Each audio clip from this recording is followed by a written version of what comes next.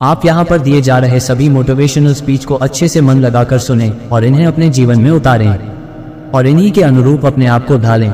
फिर देखिएगा आपको सफलता हासिल करने से कोई आपको रोक नहीं सकता है। यह मेरा आपसे वादा है। आप वह बन सकते हैं जो बनने के बारे में सोचते हैं। बस इन बातों को दिल और दिमाग में उतार लें। तो चलिए आगे बढ़ते हैं। जो हो चुका उसकी परवाह करना बंद करो, कुछ नया सोचो, नया करो और आगे बढ़ो। जो हो चुका अगर उसी में उलझे रहोगे तो आपका आज खराब हो जाएगा। मेरी इस बात को आप हल्के में ना लें। आप इतने समझदार हैं कि आप मेरी इस बात को अच्छे से समझ सकते हैं।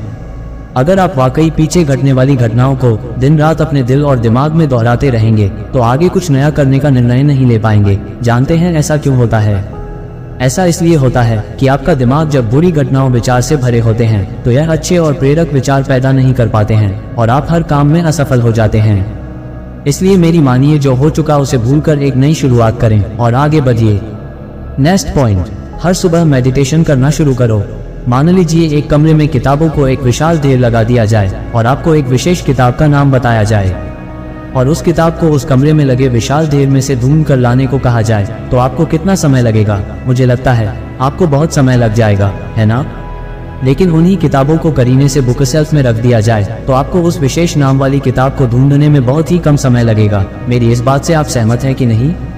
मुझे लगता है आप सहमत हैं। जिस तरह से किताबों की ढेर से कमरा भरा है, ठीक उसी तरह से हमारा दिमाग विचारों के ढेर से भरा हुआ है। जब हम निराश और दुखी होते हैं तो सही विचार और सही फैसले को सामने लाने में हमारा दिमाग असफल हो जाता है और हमें उस निराशा और दुख से बाहर आने में बहुत समय लग जाता है और इस तरह समय की बर्बादी से हम हमेशा पीछे ही रह जाते हैं। अगर आप अपने विचारों के ढेर को करीने से बुक शेल्फ की तरह दिमाग में रखें तो किसी भी परेशानी में हमारा दिमाग सही विचार और फैसले सही समय पर हमारे सामने लाकर रख देगा। ऐसा करने का सिर्फ एक तरीका है, बस आप हर सुबह मेडिटेशन करना शुरू करो, क्योंकि मेडिटेशन में वो पावर है जो आपको अंदर से कुछ कर बुझने की ताकत देती है। आपके दिमाग में चलने वाले उथल पुथल को शांत करती है और सही रास्ता दिखाती है और सही निर्णय लेने की क्षमता पैदा करती है। आपको जागना होगा और इस भ्रम को मिटाना होगा कि तुम कमजोर हो, तुम कभी न मरने वाला आत्मा हो। तत्व तुम्हारा सेवक है, तुम तत्व के सेवक नहीं हो। यदि आपकी परिस्थितियों पर अच्छी पकड़ है तो जहर उगलने वाला भी आपका कुछ नहीं बिगाड़ सकता। शिक्षा क्या है? क्या ये किताबों से मिलने वाली विद्या है? नहीं। क्या यह नाना प्रकार का ज्ञान है? नहीं, ये भी नहीं।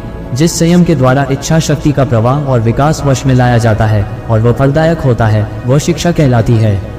मैं आशा करता हूं कि आप ऊपर बताए गए सभी मोटिवेशनल स्पीच से सहमत हैं और आप अपने जीवन को इन विचारों से सीखेंगे और आगे बढ़ेंगे।